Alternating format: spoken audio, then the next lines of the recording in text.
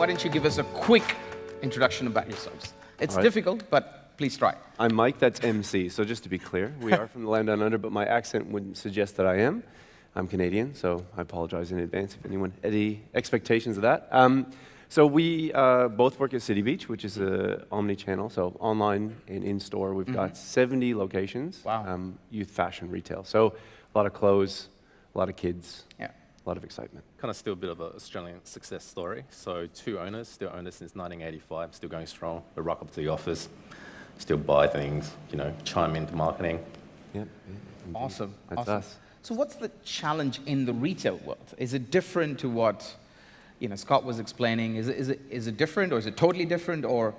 Well, I don't know the exact challenges for Drizzly. I can imagine that they probably don't face any of the challenges that we do in a traditional sense, because to be honest, we were a mess. We've been around since 1985. So like legacy systems, and to be honest, I think where we started, and if we kind of rewind back to 1985, it was all retail sales were kind of based on knowing who your customer was. So our owners, who still work in the business every day, had a black book sitting on their counter. Right. And when you came in, they wrote your name down and what you bought, and then when something that you liked came back into stock, or something that was similar to a product, they give you a call. Yeah. They might invite you to a party, like this kind of stuff was happening. So it's really interesting, because I think the challenges that we're facing today aren't that unique. Right. And we're not that unique. No one's really that special. So I've only met one truly special thing in this retail environment in the last probably 12 months. It was the other night, so that's pretty cool to be at Emarsys and encounter something like that. Yeah. But most retailers, especially if they've not started in the last couple of years and they're pure play, they face the same challenges. Like we're really not that special, and I love to. We're going to go through some stuff today, and I'm hoping that everyone else has similar problems. But to be honest, the challenges are universal. Sometimes the application changes how you approach things, but ultimately we're talking to people about things, and you hope that they want to buy them. Yeah, and I guess lots of old school retail concepts are still relevant now. So what they were doing is initially it was pushing out a rack of clothes, which was quite popular, out into the front. So they were doing product recommendation back in the 90s in store. And weather. When it's raining, you put the umbrellas out front. That's a bit of personalization. Yeah, exactly. Awesome. Educate us a little bit more. There we go. Oh dear. Stage all yours. Oh boy, look out everybody. So a round of applause in advance of this one. So, as I said, City Beach has been around since 1985, and we are nothing special. So, that's us. This is what we sell. So, not that hard to think that we've probably got a lot of rich content, and for one reason or another, people like it. But 300 brands, 70 stores, and we are privately held, but pretty much, I'm going to say top 10, but I'm not going to write that down. Retail environment, we're old and new at the same time, but we have a universal challenge, as I said. So what I was saying before is we've got a book on a table, and we've got 2 owners that fill names in, but you can't scale that. There's no way that at 5 or 6 or 70 stores, any of the things that we did back in 1985 could happen today. And when you think about what we used to stock, we used to have maybe 50 or 60 items. We have tens of thousands of products available now. So we just hit a bit of a wall in terms of that kind of stuff. So what we were doing before to try and address communications out to our database, which was fairly substantial. So I'm going to argue that it's probably about 1% of the Australian population, which is about 50 people. So what we were doing before, and this is on a previous platform, so our mad scientists, I can't remember what the term was that you used, but so what we were doing before was we would have people sign up in store. So we have a fairly unique experience in that we have 70 physical locations. So unlike Drizzly, we actually have staff getting people to sign up. So we sign up between 5,000 and 15,000 people a week onto our email channel. So that's pretty big numbers. And what we were doing with them is we would manually get lists in, and we'd manually load those into the platform, and then we'd just batch and blast, just hammer people with emails. And then after a few weeks, most people would unsubscribe, and then we just basically purge those people. So that was kind of the ecosystem we were working in. It was delivering some revenue, but as I said, it was a bit of a hot mess. It was a bit drizzly in our world, you might say, from raining from the clouds. So when we brought on Emarsys, what we were able to do is kind of break that a little bit. So we moved away from the batch and blast to a certain degree. So most retailers can't get away from batch and blast, and the number of people that tell you can probably don't make a lot of money from the channel. So what we did is we basically just layered a bit of personalization into what we were doing already. So when you onboarded with us, you went through an automated series of emails. So really, really basic. And is it Brendan from Forrester? Is that? So is he here tonight? Is he? I don't know if he's here. So we had a little bit of an interesting debate because he said ignore low-hanging fruit. And my argument is the best pie is made with the low-hanging fruit because that stuff is pretty much bread and butter for Emarsys, and it's really hard to do for a lot of retailers. So for us, it was layering that automation on top, which is personalized. So you've got a trigger, you've signed up, things come to you. And then we did this batch and blast still. We can't get away from it. And if you've got any stakeholders in your business that demand emails go out and they want to see them first, that's this bottom part. So what we were able to do is just really basic gender profiling. So are you a guy or are you a girl? And if you're a guy, you get products suited to men. Sounds pretty revolutionary. But what we were able to say is like we're trying to push people into this active buyer bucket. So we know that you've just started, and we know that some people are defecting. It's a little harder to track. But what we're trying to do is grow this active segment. So some of the data wasn't really that clear to us in the previous platform. It's all kind of mashed together. And if you've had a chance to look at Emarsys, one of the benefits of the system for someone that doesn't really know what they're talking about is that the data is really easily consumed. So the data is really kind of, oh, like, what is this number? It says revenue on it. It's like, I get it. So what the special people in my team were able to do is build out journeys to really start to encourage people to get to that kind of high point in that curve. And so these are the styles of emails that we were able to produce. As I said, we're in a little bit of a unique situation in that we probably have some rich content, but arguably, like, Drizzly would be the same. And I think the personality that you guys are able to do in your push notifications and your emails and that kind of stuff, that's what really has a bit of a cut through, and you have to take a position.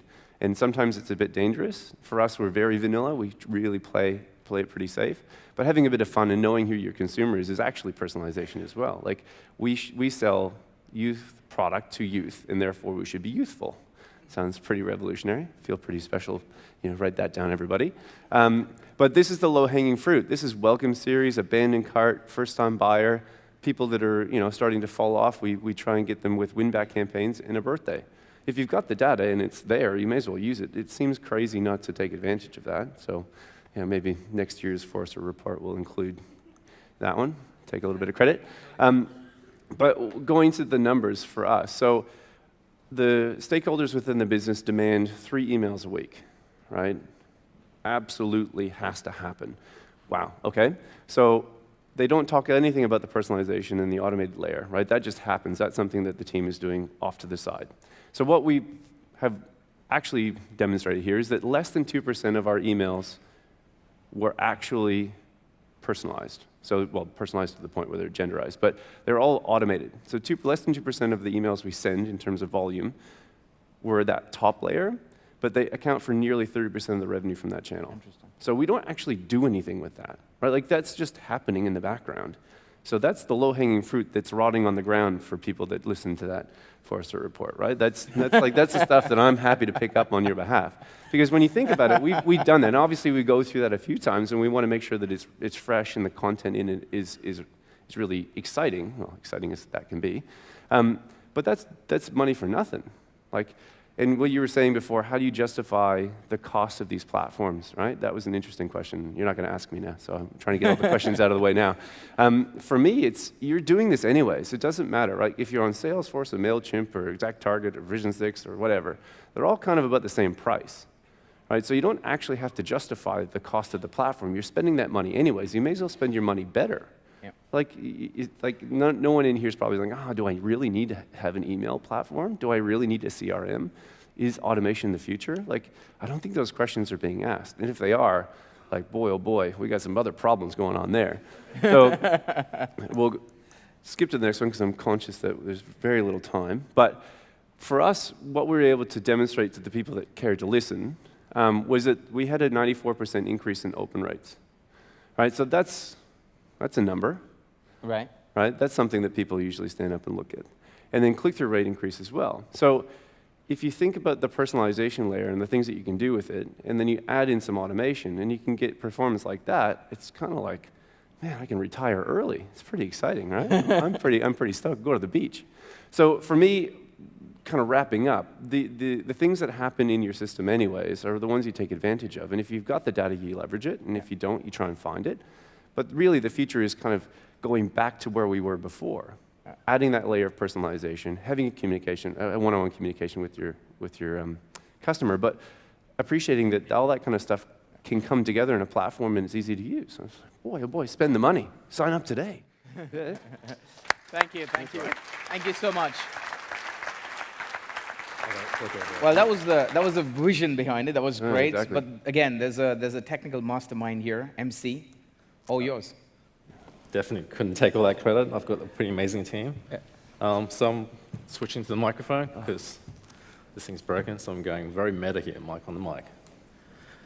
So just going through what we were using, I like to really place emphasis on what we call the Omnichannel effect. I mean, we can talk about what channels we use or, really what we were doing, like deep diving technical, but when I came back I worked at City Beach for 3.5 years. When I came back 2.5 years later, email was in such a super bad state. So came in and we kind of had a look and go, what was really the origin where our customers were coming from? And what we were really seeing was they were coming from stores. Like we really forgot about where the journey started for the company. It was all about the store experience.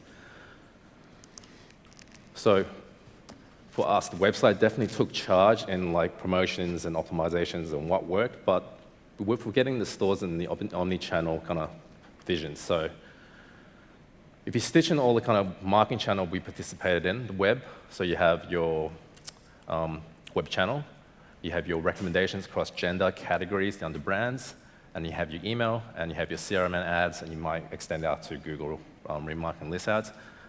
I really want to place more around the store piece, because for us, that's a forgotten piece, because what tend to happen when online comes into a retail business, everyone's going, look, online is super shiny.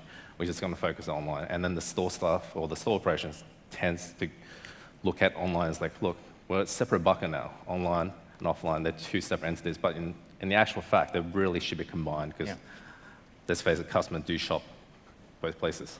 Like, How much of City Beach's revenue is done online, MC? well, we're looking at 20%. So the 80% chunk of stores. Listen, I didn't know that Ask before. the question, so, not you. Yeah, I'm excited. Tell me more. So what we're able to do is, and that's a very significant figure, but let's start off from all the results. So we saw a 32% in-store revenue attributed back to online channel. So what does that mean? So what we were able to do is push what we knew worked online, from promotions to categories down to products and brands back into in-store. And to do that is, you're really seeing the store now going, oh, this is a thing. I'm gonna, this online's really driving sale to in-store. And what you're seeing is store is getting given the credit of that purchase in store, but online's getting attribution. And the other thing, what you're seeing is you start pushing online promotions back in store or other offers back in store. What you also see is a lot of online behavior getting carried across the in-store. So what we saw is a 36% increase in online to in-store average order increase. So people were kind of transferring what they purchased online, the behavior pattern back in store. So as a result, we saw a $20 increase in average dollar in store. And for me, this is where your store operation starts working with the marketing team. So we saw a 180% increase in in-store sign-up per week. So what does that mean? Store staff who were previously had KPI around unvalidated volume of store sign-ups now is validated, and they know that customer who shops in store also shop online, but can also be pushed back in store. And through that, also, now the KPI, and trust me, that's one of an example. It's a clean example. That's a clean example. So if you're a staff person, you're basically collecting instances of volume. You're collecting emails, you're getting judged on how many emails, you're making up emails. Some verification you can do on the side, but after some training around the store operation, which trickled out to the store side, we were able to kind of emphasize the importance of that customer in store and that translate back to online and offline. So we saw a 93% decrease in invalid emails. And then the best thing for us is, okay, now we've got all this data around that customer who went in-store, purchased something, whether through promotion, promo code. And what's cool about that is we were able to serialize promo code or promotional code and send that back to Emarsys and validate that through Emarsys. And now Sarah Snow, who doesn't actually shop with us, I don't know who Sarah Snow is. Now you've got her offline behavior into your unified customer profile. So then you can start doing your store pushes or online to store, going to your local store, because there's definitely a seeding store where she signed up in store as well. And you can also see what she likes to buy in store and online. And to leverage that further, you can stitch in things like your local inventory, so push her in store to buy certain things that's only available in stores. And later on, we'll talk about more the store experience of how we can leverage this further. So, yeah, one thing to jump in on that, the challenge is real in terms of blending in-store and online, and some of the data is not readily available, and so if you've got legacy point-of-sale systems and stuff. And so what we were trying to do with that, and MC's the kind of mastermind behind it, was hijack that broken system by using Emarsys to say, well, we know that we can ingest a sales file, and we know we can put a code into that sales file. And so Emarsys is able to pick up that that code is that person, and therefore we're able to track them through. So what was previously a completely hidden transaction from the online space now reveals itself, which is truly a game changer. Everyone's got pretty shocking POS systems out there, like online might have. So yeah, on the roadmap might be point of sale. It's quite simple when you come to like identify that customer. Like you can kind of segue into the loyalty program because you're using identifier that's unique. You can segue into paperless receipt as well because you can email address associated with it. You can do discount codes through serialize. All this can be attributed back to Emarsys through feeding that sales file back in. So I'm going to kind of run through what I came back to as the email channel. So as I was saying before, it was quite a horrible state, and Mike can attest to this as well. It was kind of like, look, we were batch blasting, and yeah, and more. 3 became 4, 4 became 5, and yeah. So for me, Emarsys is not really just an email system. Like the hub, the blueprint definitely is the smart insights. So what we were able to do is look at where our customers were and what state they were in, and literally shift them into the active states, get your leads up, get your first-time buyer to purchase again. And there's certain kind of purchase metrics around it which you can kind of utilize to predict what should I focus on first. So for us, we went through the different customer lifecycle from active down to your leads to your inactive, and we were seeing things like data repurchase, lapsed dates, lifetime value, and we're really able to calculate which spot we really want a customer to get into. Like, we're not going to make our leads straight into super active customers, but we were able to look at defecting customers and move them upwards to active customers, or have a different strategy for inactive customers, where there's like sort of a reactivation program. But the first thing we really looked at is looking at a retention strategy. We were quite good at acquiring customers and converting customers, but we sucked at retaining customers. And I think a lot of retailers are guilty for that as well. Like, to me, you don't really treat that customer as a one-off transaction. Like, getting that customer and engaging that customer over 12 to 18 months, you're going to get more money back from your return on paid channel and things like that. So we did a lot of testing, and there's a common picture that's going to happen is there's a lot of personalization, lots of emotives. For the company, it's a Gen X company all the way up to Gen Z now. So we have to speak to our customer very differently. You've got the mums and dads, you've got the kids nagging the mums and dads. We went through a big exercise, and this is just some of the samples of the subject line, and lots of people do forget how, it's still a vanity piece, but, if they're not reading or engaging, they're not going to open your email. All that work's kind of wasted. So we broke that into the opener. So this is re-engaging the customer, back to the reminder, and then obviously pushing a more time urgency-based, around their promo codes or offer. And this is a small snippet of what we came up with. So this is how Omnichannel defecting by automation. So this is one loop, and this actually builds out to 5 or 6 different channels. And what you're really seeing is there's a lot of emphasis and time taken into making something like this. So next time we want to do a retention strategy, we basically have to do this again. And that's where things in that Emarsys roadmap around predictive scoring is super exciting, because as Raj showed yesterday, this compresses down to 4 modules, and it really does all the heavy lifting for you. So going some of the results, came back in January, ran retention and other automations and personalization. We were able to see a consistent uplift in active customers, and it maintained all the way up to last time we took a time snapshot back in the end of September. And just some of the quick success metrics. So 48% increase in active customer year-on-year, 105% increase in email revenue, 180% increase in in-store sign-up, and then we added another $400 to our active customer lifetime value. But I think it's really looking back. For me, that key metric is around the active customers and also that in-store piece. That's like a lot of omni-channel retail really forget how important the store piece is. So That's great. Thank you. Thank you so much.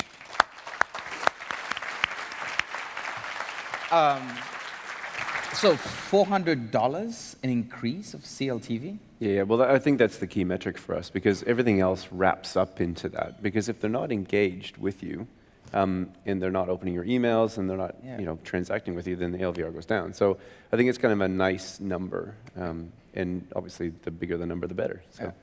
So, That's a huge increase. Huge increase. I mean, that's a testament to being able to speak to people at the right time about the right thing. So, I mean, at the very basic level, I'm sending bikinis to girls and a few guys, and definitely sending lots of guy stuff to guys. So, there's also talking to, look, there's definitely going to be unicorns in your customer profile, but we've been talking to unicorns down to the leads exactly the same. Like, look, we're going to talk about gender fluid to you. You're going to like bikinis and board shorts, but there's no personalization. That was the beginning, but now we're able to go down the gender segment down to personalized segment for products they like and brand affinities and things like that. Yeah. So what's the future? You have to go above this $400 now, so you're under pressure to perform. So what's next? So how are you going to optimize it further? Oof, well, I think MC might show some more stuff, but what we're trying to do Get the PowerPoint, please. We're trying to go deeper into the store world, because as MC pointed out, and I may not have known that, 80% of our revenue is generated from in-store. So it seems like we've got thousands of staff, and half of which are casual, sitting in a store with very little understanding of what the product is, how important the customer is to us, anything about that customer, or quite frankly, most of the products we sell. But they're incentivized to collect emails. So they've got an iPad now, because we had to break all the things that don't work and move away from things that are antiquated and legacy, and try and put that into a format that works. So this is something that we're working on with Emarsys here, and MC's going to have a quick walk through that. So that in-store piece for us is the next. Yeah, I mean, we generally think conversion happens at the till, which it does, but something like a tablet really allows us to have conversion on the floor. And for this kind of, I guess, this app experience for in-store, it's really a tool for the store staff. Right. It's like turning them into that, that Joe Malone shopkeeper. Yep. Like, they're going to have knowledge about their customer. So if you look at the first screen, we're looking at more new customer data collection. So that's your sign-up. And essentially, sign up, you can do anything from profiling. So if it's me and my customer, you tend to know they shop more frequently, but less average order. So you can look at offering promotions with spend over amount. You're a guy's customer, you might gamify it, do mystery code, spin to win. So, or if they're an existing customer, then you can log in and go, start looking at your loyalty bands. Right. So for a store staff, they'll log into this, ask the customer their detail. The customer will go, yes, I'm a customer. Log into this with their loyalty card. Then you've got identification as well. Scan, Yep. And then here you're really looking at, the tone of voice can really change now, because now they know, oh, it's a active customer. She's gold. This is what she purchased last time. So you can do things like, you can suggest upsells. You can go, okay, previous order. But I think the thing is, with the way that stores are set up now, is not all stores are A+ stores like online or like a high street fashion store. The inventory is really broken up to A, B, D, C, and D. The D store in your rural areas now can leverage this. So your endless aisle comes in play. A customer comes in, come buy something. People that come in store are more likely to convert their online. So you want to capture that seller. So essentially, you can make a wish list, send them back to them and go, look, we don't stock this, but I can leverage my entire DC inventory and fulfill this for you on the spot, and upsell through free shipping so they convert when they get back. I see. But I think this is back to the black book, and that's what I was saying. It's almost like a renaissance, right? Like, gone are the days where we have the owner standing behind the counter motivated to make a sale. We've got a 14 or 15-year-old kid that, could have worked at McDonald's trying to serve one of our customers, and they don't really care, to be honest. Yeah. Some of them do, some of them don't. So we kind of take some of that away, and we actually are able to harness that. And so obviously there's going to be different performance levels within that casual pool. But you may as well give them the tools so that they can give it a go. Because otherwise you end up, hoping that they've sat down and done their homework and they know the technical specifications of a board short, like most 14-year-olds probably do.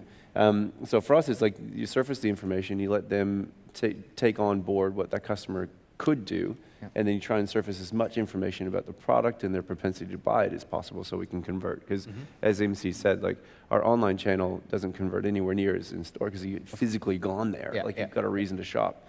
And that in-store physical experience is something that's really hard to match. I mean, the augmented reality, we always have a bit of a laugh of like the flat, being projected and you're like, oh, that looks lovely. Like I really want to buy that t-shirt. So you can't really replace that tangible experience, but this goes some way of blending that kind of like that hybrid for us. Interesting. Yeah. And what about other case scenarios where you have people bounce off or, they didn't find in stock and things like that? Yeah, so you can leverage, as I like the before kind of statement, on the endless aisle and be able to, get that sale post them going in store. But, you can look into your wish list. So this is where you can stitch in things like your price drop as well. So think of each store as like little mini stores that have a localized product fee. So you can actually push people back in store and go, this is actually available in that store. And then, you can do your, like if you're doing collabs and stuff like that. We went to Supreme yesterday and like people actually lining out the door. But yeah, for us, you can push specialized collabs or like, we used to do this thing where we close the store after clothing out and then we get customers back in VIP experience as well. So that's another thing, you push people back into a store. Interesting. And how do you convert them? Is it one of the tactics? Are you trying that out? Yeah. Steal their wallet. Sorry? We just steal their wallets. Steal the wallet. No, we're definitely going to look into what's coming out of the tactic piece for Emarsys. And I think the wish list, the price drop for a fast fashion retailer is quite, definitely where we're going to head. Yeah, because we have, basically, I can't remember the last count. We call it 500,000 different products by the time you go through the sizes and the colors.